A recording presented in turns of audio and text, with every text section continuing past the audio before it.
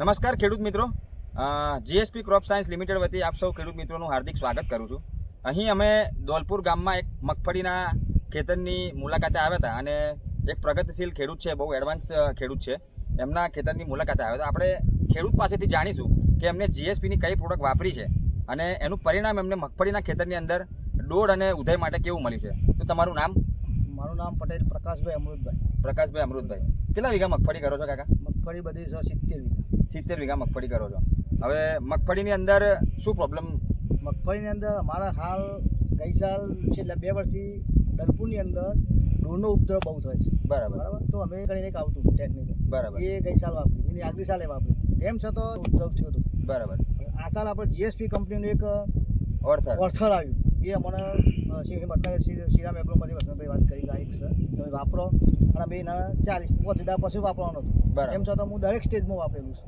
25 દાડાની મગફળીમાં વાપરી છે, 35 દાડાની મગફળી વાપરી છે, અને 40 દાડાની બધા સ્ટેજમાં વાપરી છે, અને ઉપર 8 દિવસ કન્ટિન્યુઅસ વરસાદ ચાલુ રહ્યો છે. બરાબર. આજની તારીખમાં કોઈ પણ ખેતરમાં ડોરનો ઉપદ્રવ નથી અને મગફળી એકદમ લીલી સમ કાળી એમ થઈ ગઈ છે. બરાબર. એટલે ગઈ સાલ પછી પણ જે ડોર દેખાતા હતા એ અત્યારે હાલ તો મને લાગતા નથી.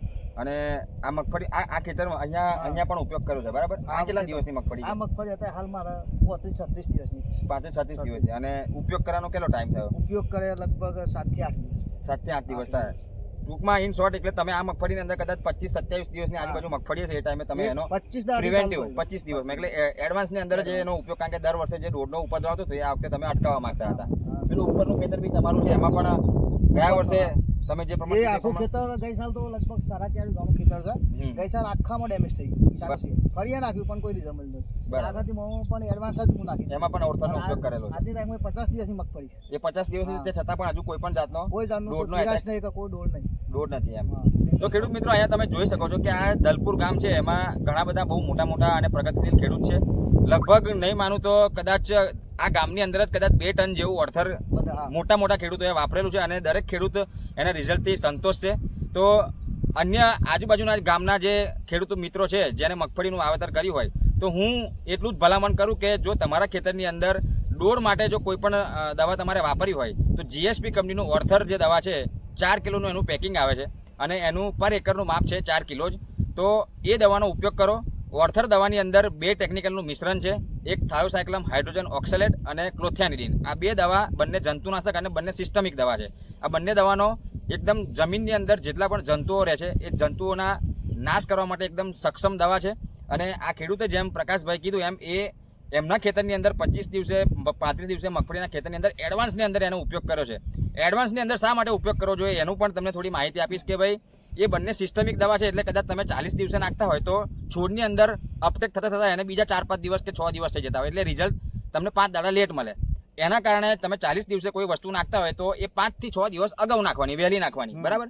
તો એ તમારે એક્ઝેક્ટ 40 કે 45 દિવસની મગફળી થાય એટલે આખો છોડ મૂળ દ્વારા એના જે તત્વો છે એ શોષાઈને આખો છોડ ઝેરી થઈ ગયેલો હોય.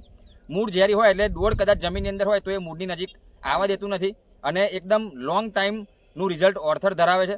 આ ખેતરની અંદર તમે જોઈ શકો છો કે ગ્રીનરી પણ એટલી સારામાં સારી છે. ઉપરના ખેતરમાં તમે કદાચ સ્પ્રે મારો છો એટલે સારી છે, પણ આ નીચેના ખેતરમાં હજુ સ્પ્રે મારવાનો બાકી છે ફંગીસાઇડનો. તે છતાં પણ સારામાં સારો એકદમ ઘાટા લીલા કલરનો પાક અહીંયા આગળ જોવા મળે છે.